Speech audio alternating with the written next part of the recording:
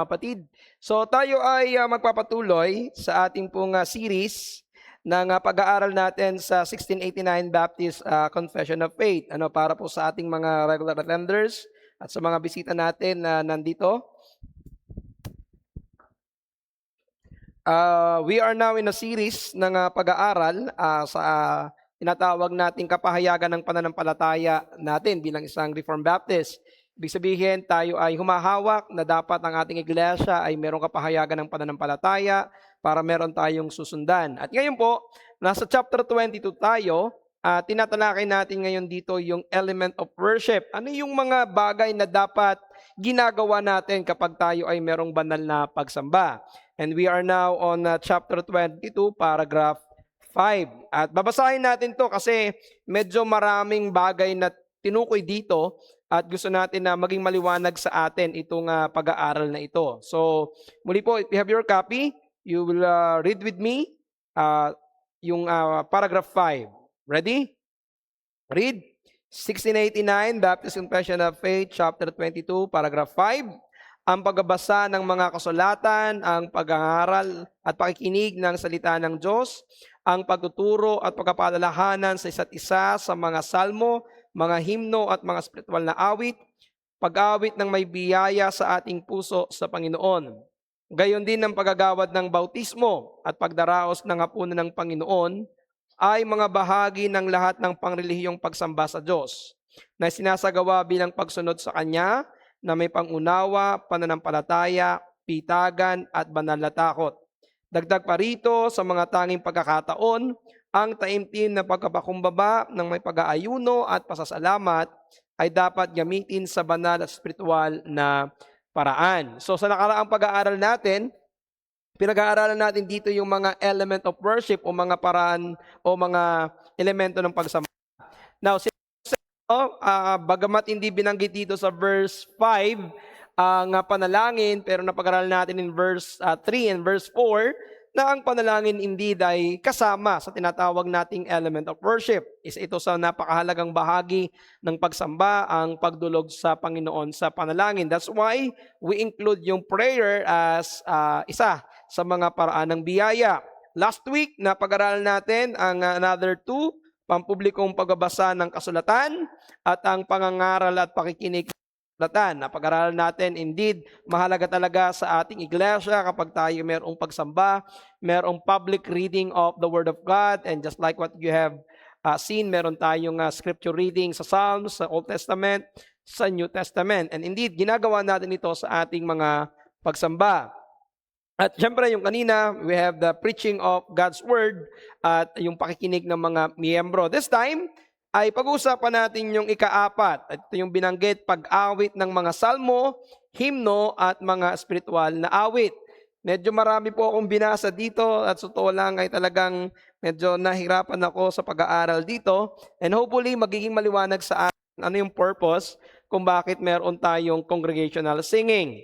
Una, ang pag-awit ng kongregasyon na isa sa mahalagang bahagi ng pagsamba ng iglesia. Mula pa sa simula, ang musika at ang awit ay bahagi na ng pagsamba ng mga tao ng Diyos. Ang musika at awit ay mahalagang bahagi ng pagpapahayag ng ating damdamin at ng ating kaisipan bilang mga tao. Kumbaga, ang pag-awit, ito yung nagiging natural na tugon ng tao sa gagawain at ginawa na ng Diyos sa ating buhay. Actually, sabi nga, music is the language of the soul. Kapag ikaw'y malungkot, napapakanta ka. Kapag ikaw'y masaya, napapakanta ka. Kapag nagpupuri ka sa Panginoon, umaawit ka ng mga awiting makalangit. Now, makikita natin ito na ganito yung naging tugon. Nung iniligtas ng Diyos ang bayan ng Israel mula sa pagkaalipin sa bayan ng Ehipto, nung sila ay dumaan sa Red Sea, after nilang makadaan dito, ang mga tao po ay tumugon sa ginawa ng Diyos sa kanila sa pamamagitan ng pagpupuri at pag-awit ng mga awiting makalangit. Yan ang ating mababasa sa Exodus chapter 15 verses 1 to 21. Pero mapatid, kapag ating inaral pa ang mga susunod na mga pangyayari o kasaysayan, especially noong masulat na ang Book of Psalms, ang karamihan sa mga sinaunang iglesia at mga mananampalataya sa lumang tipan ay aklat lamang ng awit ang kinakanta. Ito yung koleksyon ni David ng kanyang 150 na awit at mga panalangin para sa Diyos. At ito noon ay ginagamit ng mga tao bilang pagpupuri sa Panginoon. Now, ang tanong sa atin ngayon bilang mga mananampalataya sa 21st century ay ito. Mga salmo lamang ba ang pwede nating awitin? Kung ang mga sinaunang mananampalataya, mga early churches, kapag nagbasa kayo ng history, maraming mga sinaunang churches, sina Polycarp, Justin Martin, ay ang marami sa kanila, ang kanilang mga inaawit ay mga salmo lamang. Yung tinatawag exclusive psalmody. Ang tanong sa atin, tayo bang mga mananampalataya in the 21st century ay dapat psalms lamang ang inaawit? So, pag-usapan natin, ano bang ibig sabihin ng eksklusibong salmo or exclusive psalmody? Kapag tinignan po natin ang tatlong kilalang confession, makikita nyo dito na mayroong pagkakaiba ang pagkakasulat ng ating confession ng 1689 sa Westminster at saka sa Savoy Declaration of Faith. Kung nyo mapansin sa inyong handouts, ang sabi ng ating confession, paragraph 22, paragraph 5, teaching and admonishing one another in psalms, hymns, and spiritual songs, with grace in our heart to the Lord. Pero sa Westminster chapter 21, paragraph 5, singing of psalms with grace in the heart. Savoy Declaration, singing of psalms. So inyo mapapansin dito, sa halip na sundan ng ating confession, yung mga naunang confession, which is ang Westminster Savoy, nagkaroon po ng pagkakaiba ang ating confession. Yung mga framers ng 1689 ay hindi sumunod sa wordings ng Westminster at ng Savoy Declaration. Instead, mas sinunod nila yung wording ni Apostle Paul in Ephesians chapter 5, verse 19, ng mga usapan ng mga salmo at mga himno at mga awit na ukol sa Espiritu na nangagaawitan at nangagpupuri sa inyong mga puso sa Panginoon. Now, let me remind you na may mga hawak sa Westminster Confession of Faith at walang problema sa kanila ang umawit ng mga uninspired songs. Ang ibig sabihin, ito yung mga awit na ginawa lamang ng mga tao na ayon sa salita ng Diyos. Tinawag nating uninspired sapagkat hindi sila mismong direktang galing sa salita ng Diyos word for word. Samantalang, may mga tao din naman, may mga churches din naman that they really believe that ang church, ang dapat lang awitin ay mga awit o yung tinatawag na psalms. Katulad na lamang ng Preachers of Scotland, higpit nilang sinusunod ng exclusive psalmody, kaya ang kanilang churches ay a cappella. At ang pagtugtog nito, pag-aawit nila dito ay parang chant. Gagawa sila ng sariling tono kung paano aawitin ito. Sa atin ng mga Pilipino, kapag Semana Santa, 'di ba, meron silang pasyon. Yan, kanya-kanyang tono. So, ganito ang ginagawa nila noon, may kanya-kanyang tono na ginagawa sila sa pag-awit ng mga aklat ng awit. Reformed Presbyterian Church of North America, isa sa pinakakilalang grupo na nagtataguyod ng tinatawag din silang mga Covenanters. Sila, hindi rin sila gumagamit ng ibang awit maliban sa Book of Psalms. Presbyterian Church of Scotland, ganun pa rin sila. Exclusive psalmody sila.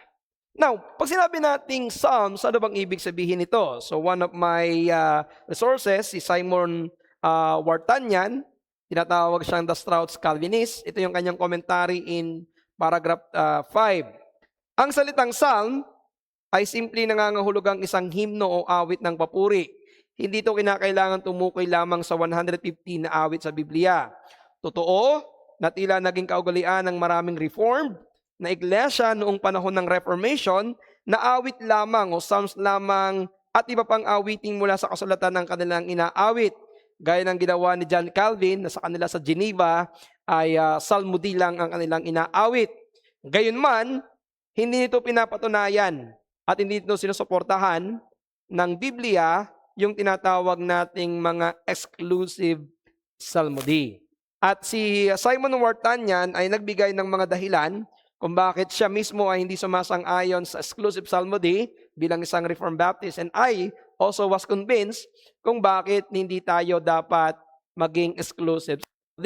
Nagbigay siya ng 5 at ito yung 5. Una, ang simpleng pag-awit lamang ng mga awit ay hindi magiging sapat upang maipakita ang kaibahan ng isang kongregasyon ng Hudyo at ang isang Christian church. Tandaan natin, ang mga awit ng iglesia ay dapat sumasalamin sa kanyang teolohiya at sa kanyang pagkakilala sa Diyos. Kaya kung hahawak tayo sa exclusive psalmody, hindi natin maaawit ng malinaw ang mahalagang pangalan ng ating tagapagligtas, ni ang mga dakilang katotohanan na higit na nakahayag sa bagong tipan, gaya ng banal na Trinidad, ang krus, ang pagtubos o ang muling pagkabuhay at iba pa. So katulad ng kinanta natin kanina, yung holy, holy, holy, yung mga yung una natin kinanta kanina, yung dalawang English, yung dalawang Tagalog, we will never be able to sing that kung tayo ay hawak sa exclusive psalmody. Dapat tayong nating matandaan na hindi tayo dapat manatili sa anino ng lumang tipan ngayong tayo ay nasa katuparan at katotohanan na ng bagong tipan. Bagamat sabihin natin, sasabihin po ng mga tagapagtanggol ng exclusive psalmody na matatagpuan naman itong mga temang ito sa aklat ng Psalms, which is true. Napag-aralan natin sa aming pong Bible study ng every Wednesday, meron tinatawag na mga Messianic Psalm, na kung sa itong mga Psalm na ito ay nagpapatungkol sa Panginoon Kristo. No, we do not deny that we have those themes sa exclusive psalmody. Ngunit, the problem is this, hindi natin maaawit ng malinaw at tuwiran. Nor, we cannot sing the word Jesus. We cannot sing the word Christ because it was not written sa aklat ng Psalms. So, hindi tayo dapat lumaban sa pag-awit ng mga awit. Hindi naman tayo lumalaban na, no, we do not sing Psalms. No, we need to recognize we can sing Psalms because sinisikap nito na maging sentro ang pagsamba sa salita ng Diyos. Isang kapuring-puring bagay ang hangarin natin na umawit tayo ng mga awit sa Psalms, subalit hindi natin sabi nga agad ni Simon, hindi natin makikita na ito ay ganap na nakaayon sa Biblia kung Psalms lamang ang ating aawitin. Pangalawa, even the book of Psalms ay tumatawag at nagsasabi sa atin na umawit tayo ng mga bagong awit. Pakinggan niyo po yung sinabi ng Psalms 149, verse 1. Purihin ninyo ang Panginoon, magsiawit kayo sa Panginoon ng bagong awit at ang kanyang kapurihan sa kapisanan ng mga bayan. So binanggit niya dito, umawit kayo ng bagong awit. Ito naman yung commentary ni John Gill sa Psalms 149 verse 1. Umawit kayo sa Panginoon ng isang bagong awit dahil sa bagong habag na tinanggap, bagong tagumpay na nakamtan, bagong kaligtasang sinagawa. Higit sa lahat, ito ay tumutukoy sa bagong awit ng tumubos na biyaya sa pamamagitan ni Jesucristo. Awit ng kordero na naiiba sa lumang awit ni Moses at ng mga anak ng Israel sa dagat na pula, na kanilang inawit dahil sa kanilang pagliligtas, na isang larawan ng kaligtasang darating kay Kristo. Ang nauna ang pinakamatanda, sapagkat yun ang unang awit na mababasa natin. Ngunit, ito ay isang bagong awit na tanging ang mga tinubos ng kordero lamang ang makakaawit. Ito ay awit na angkop sa panahon ng Ebanghelyo, kung saan ang lahat ay naging bago. Isang bagong kalagayan ng iglesia, mga bagong ordinansa, isang bagong tipan, isang bago buhay na daan patungo sa kabanal-banalan. Ito ay awit na angkop awitin ng mga binagong tao. Yaong patuloy na tumatanggap ng mga bagong biyaya, kaya't may dahilan na patuloy na magpuri at magpasalamat sa Panginoon. Very well said. Ang commentary dito ni John Gill. Sinasabi niya, may mga bagong awit na kaya na maaawit lamang ng mismong mga tinubos ng Panginoon. Mas magiging directly yung maggamit nila ng mga salita sapagkat tayo ay nasa bagong tipan. Pangatlo, ang kasulatan ay nagtala ng mga awit na hindi mula sa aklat ng mga awit na ginamit sa pagsamba. So bago pa dumating ang aklat ng mga awit, may mga propeta na, may mga yung congregation of Israel ay umaawit na ng pagsamba na hindi mula sa aklat ng mga awit. For example, again, sa Exodus chapter 15, ay inawit ng kapulungan ng Israel ang isang awit bilang pagliligtas ng Panginoon sa Israel. Ngunit ang inawit nilang ito ay hindi galing sa aklat ng mga awit. Ito ay kanilang inawit bilang tugon sa gawa ng Diyos. Kapag binasa natin ang Habakkuk chapter 3, verse 17 to 19, si Habakkuk ay nagalak sa Panginoon sa pamamagitan ng isang awit na hindi matatagpuan sa aklat ng mga awit. Ang mga tugon ng pagsamba ni na Maria sa Luke chapter 1, 46 to 55, at ni Zacarias sa Luke chapter 1, 67 to 79, bagamat malalim ang pagkakaugat sa lumang tipan ng kanilang mga inawit, pero hindi ito mula sa aklat ng mga awit. At kapag ating pong binasa ang buong Biblia, makakita tayo ng marami pang mga halimbawa ng mga pag-awit ng mga mananampalataya na hindi galing sa aklat ng mga awit. Therefore, it cannot be exclusive psalmody. Kaapat, ang bagong tipan ay naglalaman ng mga himno na hindi mula sa aklat ng mga awit, ngunit patungkol kay Kristo. Ito ay dito ko lamang nalaman sa pag-aaral na ito na meron palang tinatawag na Carmen Christi. Ito po ay wikang Latin. Nang ibig sabihin ng Carmen Christi ay himno kay Kristo na matatagpuan sa Philippians chapter 2 verse 6 to 11 at Colossians chapter 1 verses 15 to 18. And as I research, I do not know how they sing it, pero pinaniniwalaan na inaawit pala ito nung panahon ng sinaunang iglesia. Lalo na ng New Testament Church, inaawit nila itong Carmen Christi. Gumagawa sila ng tono para maawit yung wordings na makikita sa Philippians chapter 2 and Colossians chapter 1. So mga ito ay malinaw na hindi galing sa aklat ng mga awit. Malinaw na ito ay tumutulong sa mga katotohanang mas ganap na nahayag sa ilalim ng bagong tipan. So ito yung mga katotohanan na hindi natin matatagpuan sa aklat ng mga awit sapagkat ito ay pagkapahayag ng bagong tipan patungkol kay Kristo. Another example, ang mga awit na inawit ng mga tinubos sa langit. Makikita natin ito, Revelation chapter 5, verse 9 to 10. Sabi dito, at sila'y nangag-awitan ng isang bagong awit na nagsasabi, ikaw ang karapat-dapat na kumuha ng aklat at magbukas ng mga tatak nito, sapagkat ikaw ay pinatay at binili mo sa Diyos ng iyong dugo ang mga tao sa bawat angkan at wika at bayan at bansa. At sila'y iyong ginawang kaharian at mga sardote sa aming Diyos, at sila'y naghari sa ibabaw ng lupa. Diba merong bagong kanta ngayon na kinakanta natin? Yung who is worthy to open the scroll. Ito yung pinanggalingan nitong awit na ito. So makikita na tamang tugon sa pagsamba at pagdakila sa gangang pagtubos ni Kristo at mga salitang hindi matatagpuan sa aklat ng mga awit. Kung ang pag-awit ng mga himnong hindi mula sa aklat ng awit ay mabuti sa langit at gayon din naman ay mabuti sa lupa, therefore, pwede pa rin pala tayong umawit ng mga awit na hindi galing sa aklat ng mga awit hanggat sa ito, basta't ito ay dapat sa kapahayagan patungkol sa Diyos at ito ay matapat patungkol sa mga ginawa ng Diyos sa atin at ito ay mayroong malalim na pagkakaugnay sa banal na kasulatan. At ikalima, why we do not hold on exclusive psalmody, ang paggamit ni Pablo ng mga salmo at mga himno at mga awit na tungkol sa Espiritu in Colossians chapter 3 verse 16 ay sumasalungat sa exclusive psalmody. Now, of course, merong paliwanag dito yung mga naniniwala sa exclusive psalmody. Ang sabi nila, yung psalms, hymn, and spiritual songs ay tumutukoy din lamang sa book of Psalms. Pero sabi ni Stephen Preble,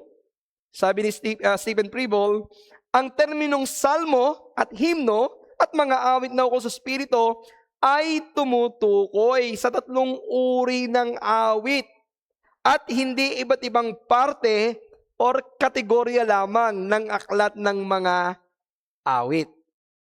Pero syempre, importante nating makita ano yung konteksto. Now, hindi nyo pwedeng gamitin basta-basta itong awit na itong Psalms, Colossians 3:16 in defense agad sa pag-awit nito sa congregation. Why? Because in context, ito ay bahagi ng mas malawak na buhay ng iglesia. Bahagi ito ng kanilang pang-araw-araw na buhay bilang mga mananampalataya kay Kristo. Ibig sabihin, in immediate context, hindi ito nasa konteksto ng public worship. Pag binasa natin yung Ephesians chapter 5, ito ay bunga ng pagiging puspos ng Espiritu. Yung Colossians chapter 3, ito ay kaugnay ng pananatili ng salita ni Kristo sa mga mananampalataya. So ang ibig sabihin, sa pang-araw-araw na fellowship, pagsasama-sama, pwede kayong umawit ng psalms, ng hymns, at ng spiritual songs. Now, paano natin ito i-apply sa worship? Kung ito ay nagpapakita ng gawaing pangkomunidad ng iglesia, therefore, saklaw nito ang pagsamba ng iglesia. Therefore, we can sing hymns, psalms, and spiritual songs not only in fellowships, but even in our worship services. So ito pong mga talatang ito ay nagpapakita ng lawak ng pagpapahayag ng pagpupuri sa Diyos, basta't ito'y nakaugat sa salita ni Kristo at tapat sa katotohanan. So bigyan ko lang kayo ng konting kahulugan, what does it really means pag sinabi nating psalms, hymns, and spiritual songs. Pag sinabi nating psalms, mga katang matatagpuan primarily sa aklat ng mga awit. Ito yung awit at panalangin na kinasigan ng Diyos. So actually, ito yung pinaglalaban ng exclusive psalmody. If you want to be strict with the regulative principle of worship, kailangan talaga ang awitin mo yung mga inspired songs. And for you to have inspired songs, kailangan mong awitin ay ang Book of Psalms. Pero gaya ng sinabi nga natin kanina, definition ni Simon, maaring ito po'y simpleng mga sagradong awit or mga himno. So, pag sinabi natin Psalms, hindi lang ito yung 150, kundi pwedeng ibang mga spiritual na awitin. So, ang pag-awit ng mga awit na ibinigay ng Diyos sa mga mananampalataya noon, ay talagang gagawa ng koneksyon sa atin at mga mananampalataya sa lumang tipan. Kaya maganda rin yung sinabi ni Simon Wartanyan. Sabi niya, ang di pag-awit sa aklat ng mga awit ay maituturing na paglimot sa mahalagang bahagi ng pagsamba na iniutos ng Diyos. Therefore, ito yung nakita kong magandang paalaala at magiging reminder ko to sa ating music team. Dahil iniutos ng Biblia na umawit ng salmo, dapat itong awitin ng iglesia sa pagsamba. Subalit hindi salmo lamang ang pwedeng awitin.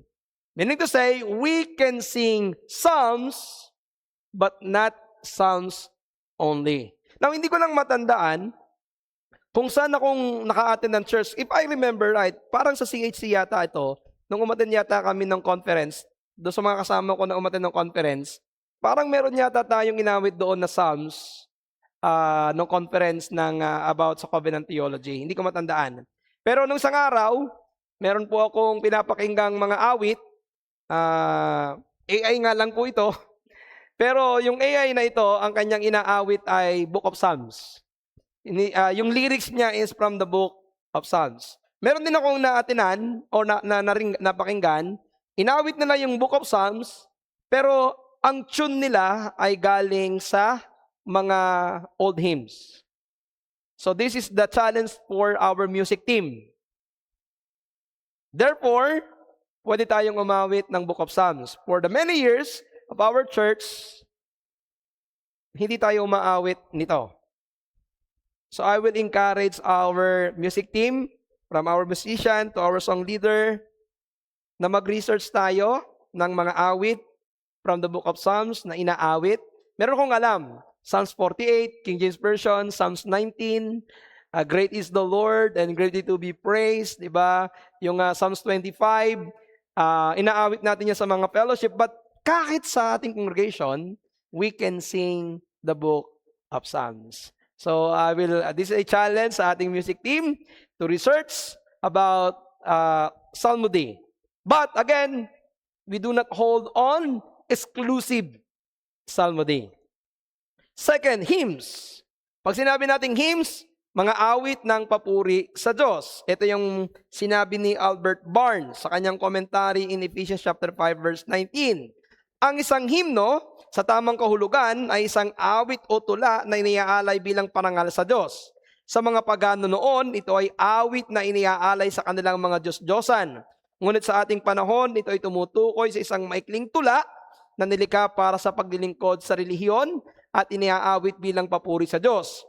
Ang ganitong maikling tula ay karaniwan na rin sa mga pagano, kaya't likas lamang maagang tinanggap at ginamit ito ng mga Kristiyano. Kaya kung yung mapapansin mga kapatid, kapag umaawit tayo, mostly yung mga hymns natin, may mga words siya na parang hindi mo masyadong maintindihan, o kaya naman naka-rhyme siya, o kaya naman mga phrases siya. Kasi gaya po ng literature, ito po ay ito ay mga tula na nilagyan ng tono. So, ito ay ginagawa ng mga pagano at ito ay ginagawa dapat ng mga Kristiyano. So, ang ibig sabihin, conclusion natin, dahil may iba pang mga awitin na ginagamit sa pagpupuri sa Diyos bukod sa mga awit ni David, kung magkaganon, maaaring umawit ng mga spiritual na awitin kahit hindi galing sa salmo, basta matapat sa salita ng Diyos. Pero may tanong. Ito, bakit karamihan ng mga Reform, lalo ng mga Reformed Baptist, mga lumang himno ang kinakanta? Bakit masyado naman tayong old-fashioned? Bakit mga old hymns ang kinakanta natin? Now, we have some reasons why we sing old hymns. First, yung diin sa lalim ng doktrina. Ang mga lumang himno, halimbawa ng mga music ni Isaac Watts, ni Charles Wesley, ay mga awitin na kilala sa malalim at mga systematic theology. Malinaw nilang tinatalakay ang kasalanan, ang biyaya, ang pagtubos, ang katwiran ni Kristo, ang kabanalan, ang deity of Christ. So, dahil po dito, ang pag-awit ay nagiging paraan ng pagtuturo at hindi lamang pagpapahayag ng damdamin. So kaya po napakahalaga na yung ating mga hymns ay hindi basta hymns, kasi it is also a means of teaching people about doctrine. So isa sa mga dahilan kung bakit maraming mga Reform is they are pro old hymns is because of its doctrine itself. Hindi ito nakapokus on emotions, hindi ito nakapokus doon sa tono, rather it focuses on the lyrics. Second, pag-iingat natin sa nilalaman ng relative principle of worship. Tandaan natin, ayon sa prinsipyo ng 1689, that is Confession of Faith, ang bawat bahagi ng pagsamba ay dapat nakaayon sa kasulatan. Therefore, dahil dito, mas sinusuri ang lyrics ng mga awitin at buhay ng mga sumulat. Kaya napatanong ako, pwede bang umawit ng hymn na gawa ng AI? Tinanong ko yan eh. So syempre, una, ang AI, wala naman yung damdamin, wala yung soul. Pangalawa, ang mahalagang nakita ko sa sagot din ng AI is ganito, walang responsibility. Kapag mali ang doktrina, sino sisisihin mo? Ay, di si AI.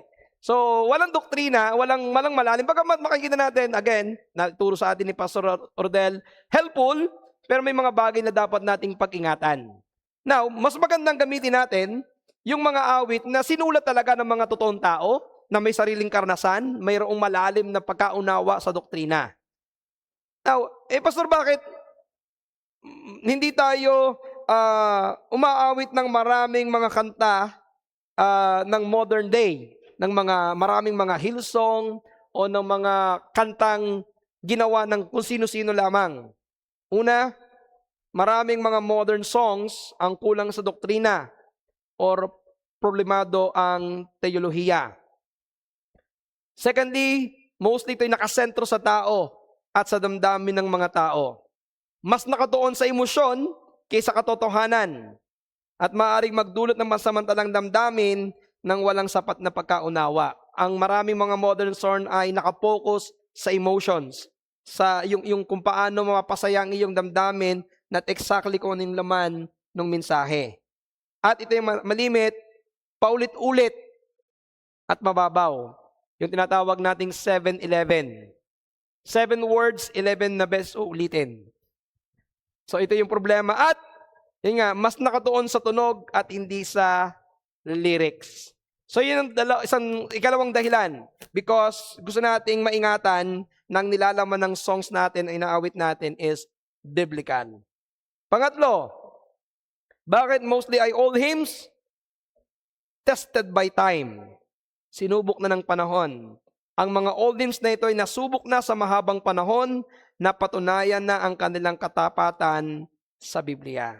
Now, let me just clarify, hindi lahat ng Reformed Baptist ay laban sa bagong awit.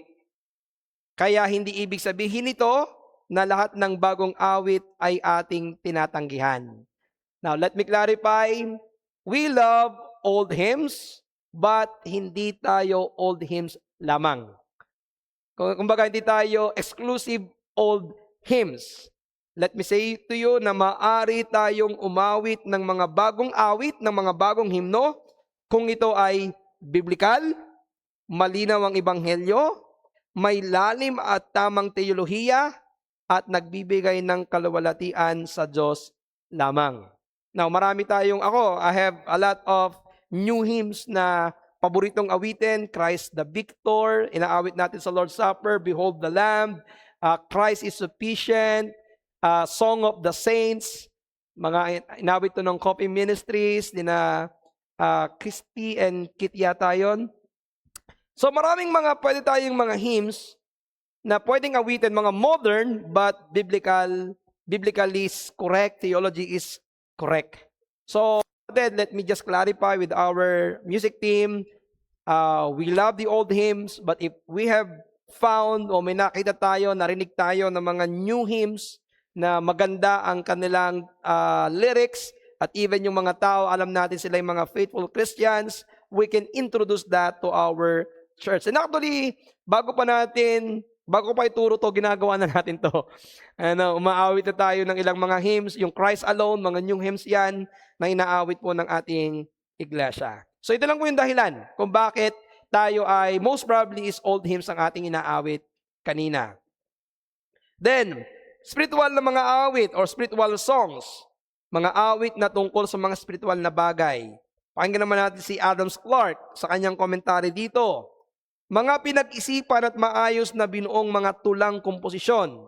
Ngunit anuman ang anyo ng kanilang pagkabuo, natutunan natin na ang lahat ng ito ay espiritual at naglalayong luwalhatiin ang Diyos at magpatibay sa mga tao.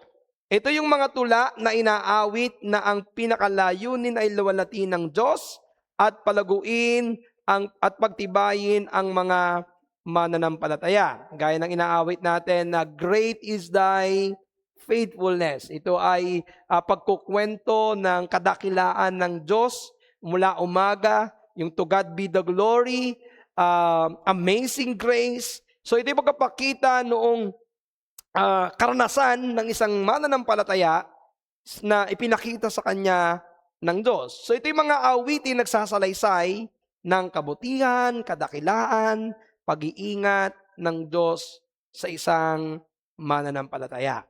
So that's why tayo bilang isang Reformed Baptist, we are not exclusive psalmody. We can sing psalms, we can sing hymns, and we can sing spiritual songs even in our worship services. Question next. What is the use of musical instrument? Actually, medyo mas madaling pag-aralan etong hymns psalms, hymns, and spiritual songs. Kasi halos nakakatulad yung marami dito. Maliban doon sa exclusive psalmody. Pero ang something na medyo hiwalay na hiwalay ay ito, paggamit ng musical instrument. Take note, para sa exclusive psalmody, hindi lamang nila tinatanggihan ang mga awit na hindi galing sa aklat ng mga awit, ganon din tinatanggihan nila ang anumang instrumento sa pampublikong pagsamba. Meaning to say, wala silang instrument sa worship service. Naniniwala sila na walang dapat gamiting anumang instrumento na pangmusika sa ilalim ng bagong tipan. And they have two reasons. Ang instrumento ay kaugnay ng temple worship. Bahagi ito ng ceremonial worship in the Old Testament.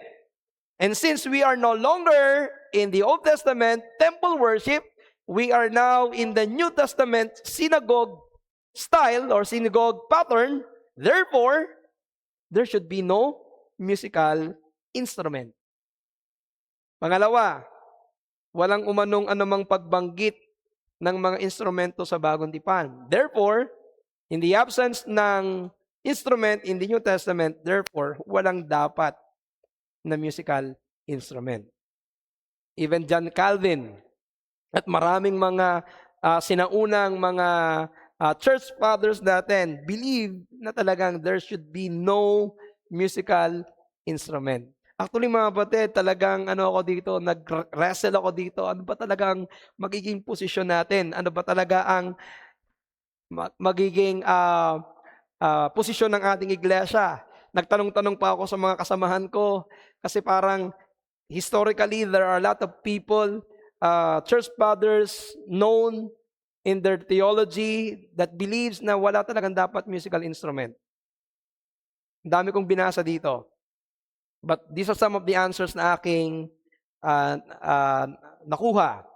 Tama, ng musical instrument ay bahagi ng temple worship. Subalit hindi tama na ito ay nakatali lamang sa temple.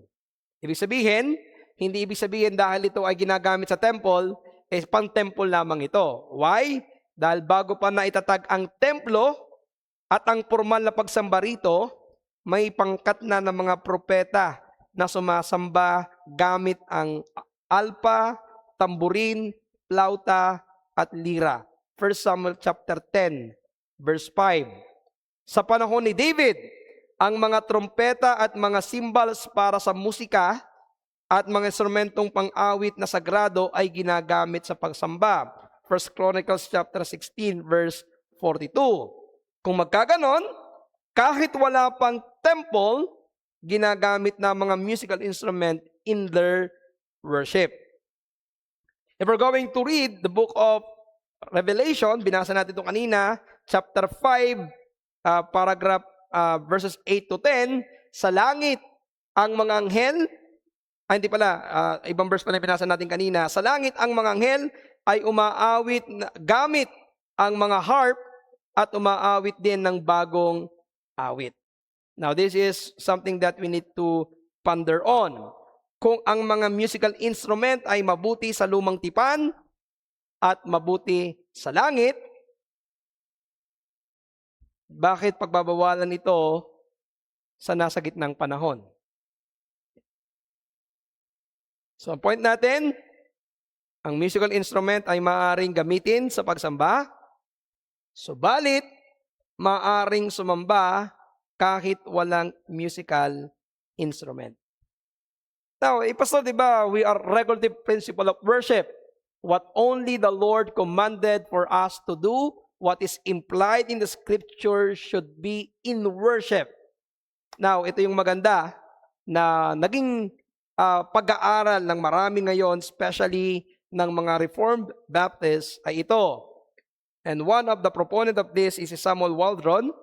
Inilagay niya ang musical instrument sa circumstances of worship or circumstansya ng pagsamba. What do we mean by circumstances of worship? Ito ay ang mga praktikal na kayusan na kailangan para maisagawa ang pagsamba ng maayos ngunit hindi ito mismong bahagi ng pagsamba na iniutos ng Diyos. So ano pinagkaiba ng element of worship sa circumstances of worship? Yung element of worship, ito yung bahagi ng worship.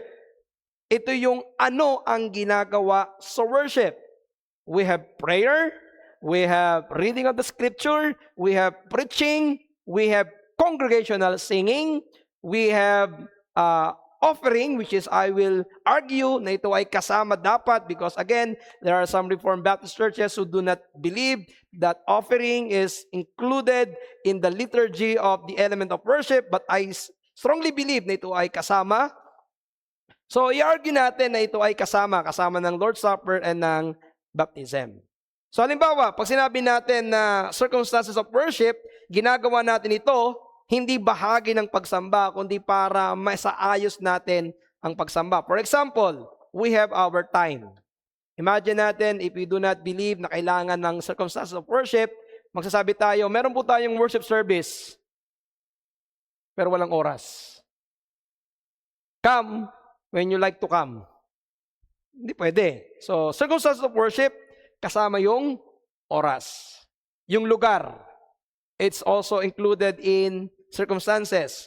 Yung gagamitin nating upuan, kung tayo ba ay naka-row, lamesa, mahabang upuan, monoblock, o someday magpapagawa tayo ng mas malambot na upuan para mas masarap upuan at tulugan. Maglalagay ba tayo ng aircon or air continuous tayo? Those are included in circumstances of worship. Kasama ang musical instrument. Ang ibig sabihin, ganito, sa circumstances of worship, the worship can go on even without those things. Not like in the element of worship, you cannot go on with those elements. For example, pwede tayong mag-worship ng walang upuan. Sa sahig naman kayo maupo. Pwede tayong mag-worship ng walang musical instrument. Pwede tayong mag-worship kahit wala tayong electric fan. Mainit nga lamang. Ibig sabihin, we can go on with worship without those things. Circumstances of worship ang tawag doon. But in element of worship, we cannot worship without the preaching of the Word of God, without congregational singing, without the prayer. So ibig sabihin, ito kailangan na mangyari, element of worship. Circumstances, hindi sila kasama sa liturgy ng ating pagsamba.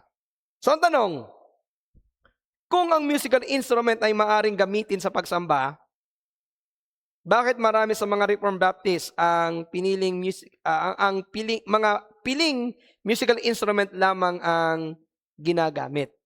So ito yung, baka itanong nyo na, kaya tinanong ko na para masagot ko na rin.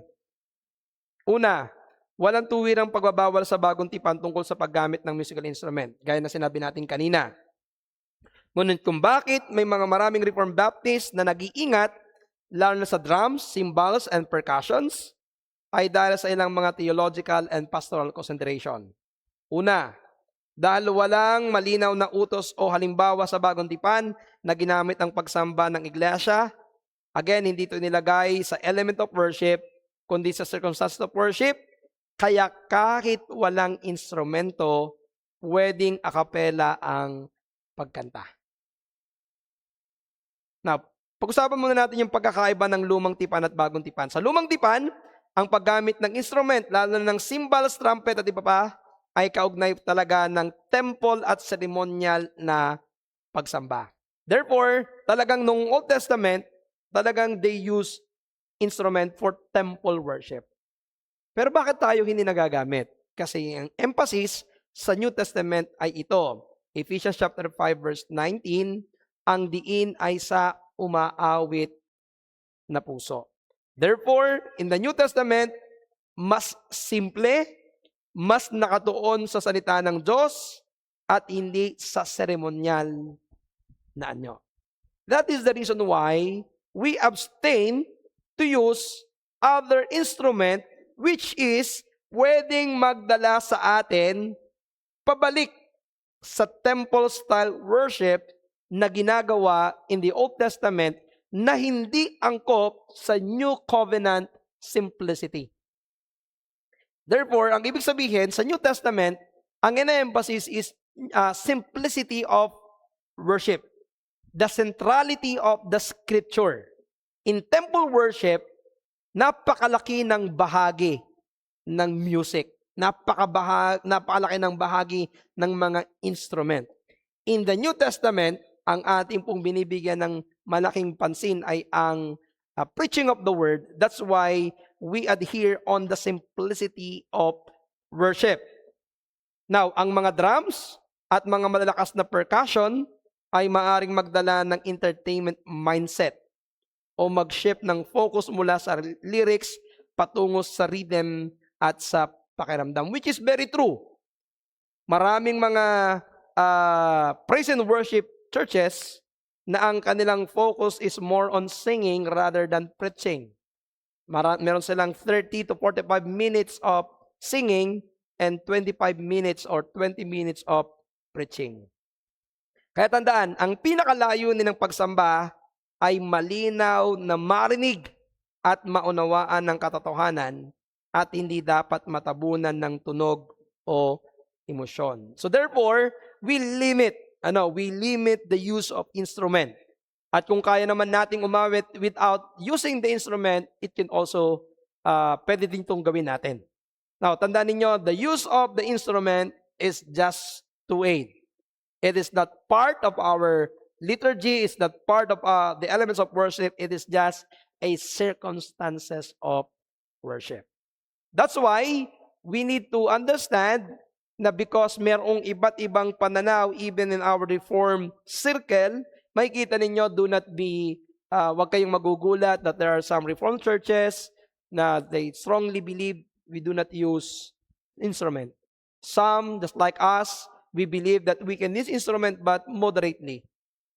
But there are also some Reformed churches who believe that they can even use drums pero hindi distracting, hindi sila hindi sila for entertainment, but they use it para mas makatulong sa congregational in their singing. So ganito mga kapatid, tinitingnan. Actually, napakadaming mga writings kayong pwedeng mabasa patungkol dito. At ganito po, nagbabari ito. Meron pong tiningnan sila bilang progressive ang pagtingin nila sa paggamit ng musical instrument sa worship service. But what we believe in this church, the position that I want to propose is we need to mapaghiwalay yung element of worship sa circumstances of worship. We are placing the instrument sa circumstances, not on the element. Any question? Mga few questions lamang po, 2 or 3 questions, and we will end because we are going to have our baptism this morning. Baka lang po meron kayong mga nag-iinit na tanong ay atin pong sagutin ngayong umaga.